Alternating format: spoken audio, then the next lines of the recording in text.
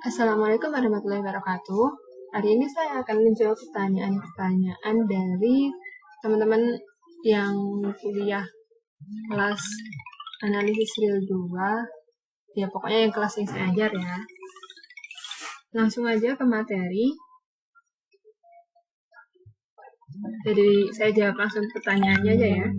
Dari Ilva, Bu, saya ingin bertanya untuk teorema 563 itu maksudnya hanya jika JFC. JFC itu apa ya, Bu ya? Ya, JFC.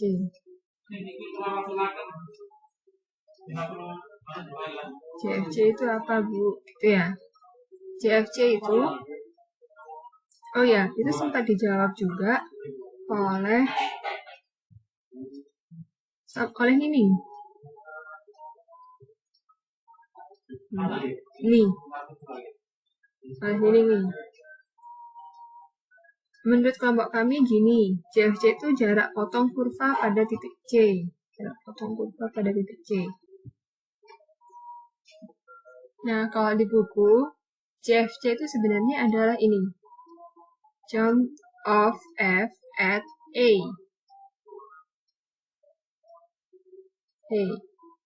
Maknanya adalah atau jump of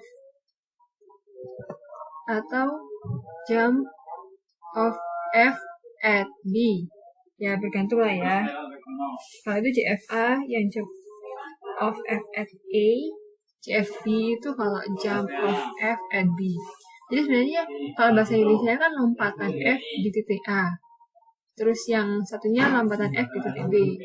Di sini maknanya adalah kalau misalkan di JFC-nya aja ya, jump of F at C, itu maknanya adalah ini loh, selisih limit kanan dan limit kiri.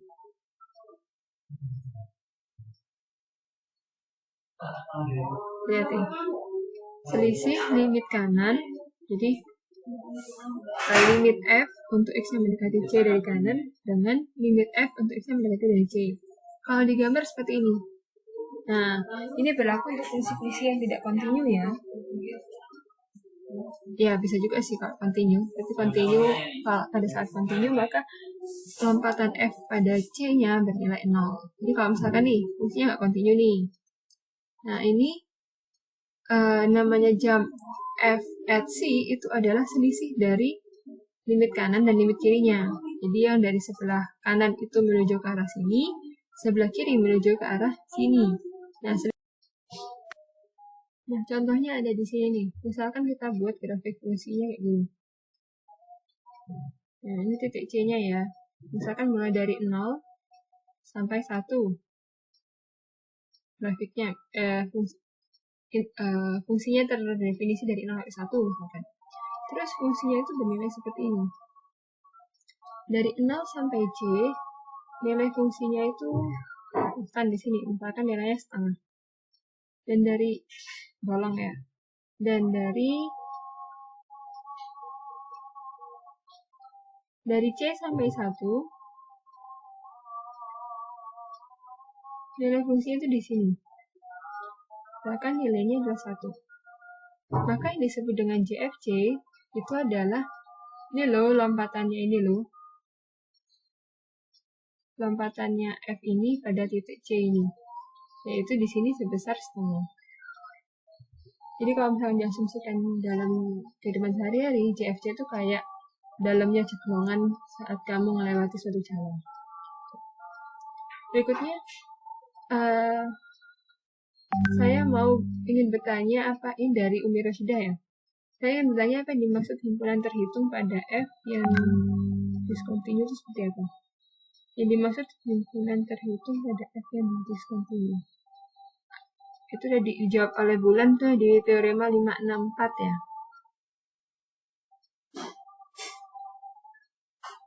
Oh, di sini ditanya ini ya, F discontinue adalah himpunan terhitung. Himpunan titik-titik D di mana F discontinue adalah himpunan terhitung. Misalkan nih, I-nya itu saya ambil dari sini dan saya ini dari sini sampai sini.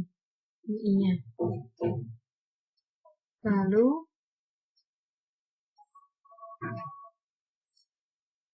F itu adalah fungsi monoton pada I. Monoton. Saya ambil misalkan sebuah fungsi yang naik ya.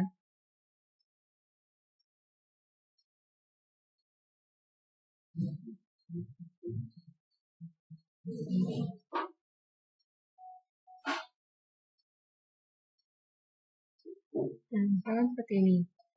Fungsi F-nya yang hijau. Maka himpunan titik-titik D di mana F discontinue adalah himpunan terhitung.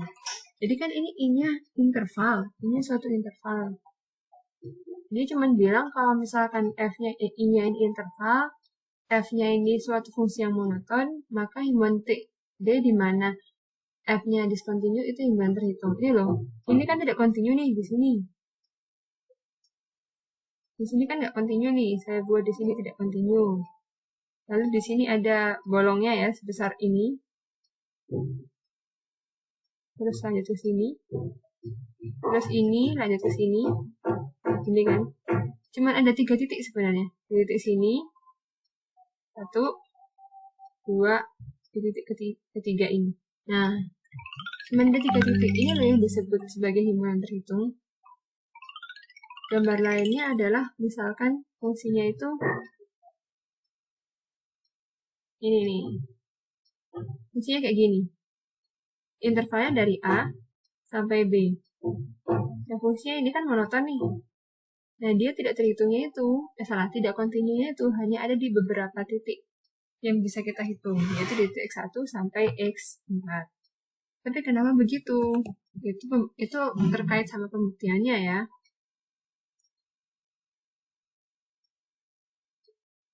Kalau pembuktiannya sepertinya sudah dijelaskan oleh presenter.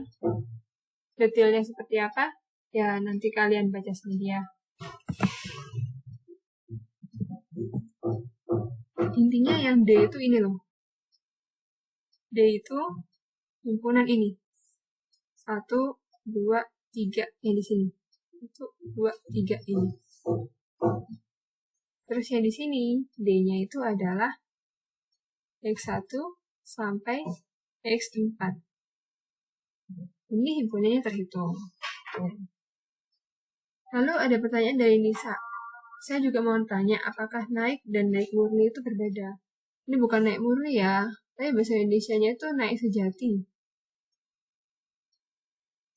Beda dong. Nih definisinya. Ini juga kurang tepat, bukan naik murni tapi naik sejati ya. Ini bukan naik murni tapi naik sejati. Definisinya kalian lihat, kalau naik saja, ini naik saja ya. Ini ada tanda sama dengannya. Kalau naik murni, naik sejati harusnya, naik sejati itu tidak ada tanda sama dengannya. Sehingga kalau digambar, grafik fungsi yang seperti ini sama-sama naik. Di sini ada titik di mana di titik sini ya, X1 sama X2. Ada titik di mana X1 sama X2 ini nilai fungsinya ini sama. Sudah anggap sama. Sama, misalkan Y. Nah, ini tetap bisa dibilang naik. Tapi kalau misalkan yang namanya naik sejati, itu nggak boleh ada yang sama titiknya. Jadi kayak grafik ini aja, grafik Y sama dengan X saja. Kan nggak mungkin ada dua titik X yang nilai Y-nya sama kan. Itu yang disebut sebagai naik sejati. Increasing. Kalau yang ini hanya increasing aja atau naik saja. Tuh. Terus dari Ilva. Oh, sudah dijawab. Memang berbeda. Yaitu bedanya kenapa ya? Nah, monoton juga serupa. Monoton itu kan kalau nggak naik ya turun kan. Monoton murni juga sama. Monotonnya juga intinya adalah naik atau turun. Cuman kalau yang monoton aja, entah itu naik saja atau turun saja, ya bisa jadi ada 2 titik yang nilainya sama. Kalau yang sejati, naik sejati atau turun sejati, monoton sejati, itu ya naik semua, turun semua, nggak ada yang sama nilainya. Tuh. Berikutnya dari Niken. Ya memang berbeda sih, tapi data perbedaannya gimana belum terjawab ya. Jadi tadi udah saya jawab ya. Terima kasih nih kan teman membantu menjawab. Lalu dari ini udah dijawab, itu jawaban, terima kasih. Himpunan terhitung F yang discontinue ini dijawab. Ini loh yang disebut discontinue-nya itu karena salah. Terhitung pada F yang discontinue. F yang discontinue itu diambil dari sini ya. Ini FB min FA ini. Lalu terhitungnya ini karena yang ini. Ini kita bisa menghitung ya sampai N sih. Kalau nggak sampai N pun tetap bisa dihitung gitu. Terima kasih ini dijawab. Dari II Hoyer slide 17 dikatakan bahwa inverse dari F ada. Itu kan F injektif pada I. Saya bingung bagaimana mengetahui F naik pada I, maka F injektif pada I. Nah, pertanyaannya tadi adalah bagaimana mengetahui bahwa kalau F-nya naik, maka pada I, maka F-nya injektif pada I. Ini jelas kita tidak tahu ya, kalau cuma sekedar naik, kita nggak bisa bilang bahwa dia injektif. Tapi kalau kalian lihat di sini ngomongnya F-nya naik murni. Bukan naik murni nih, naik sejati pada I.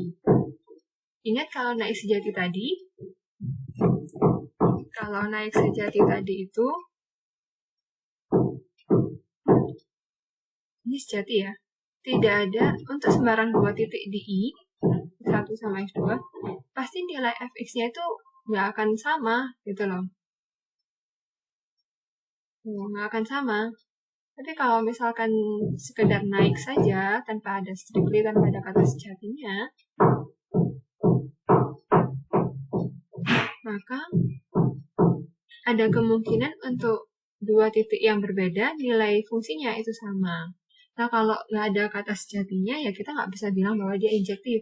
Tapi kalau ada kata sejatinya ya kita bisa bilang dia injektif, karena tadi dibilangin saat X1 kurang dari X2 pasti Fx1 kurang dari Fx2 tanpa ada kata sama dengannya di bawah, nggak ada gitu,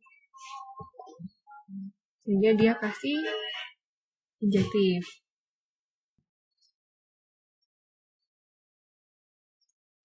Nah ini dijawab oleh Niken. Nih, kuncinya ada di sini. Dua ini, ya. Terima kasih, Niken.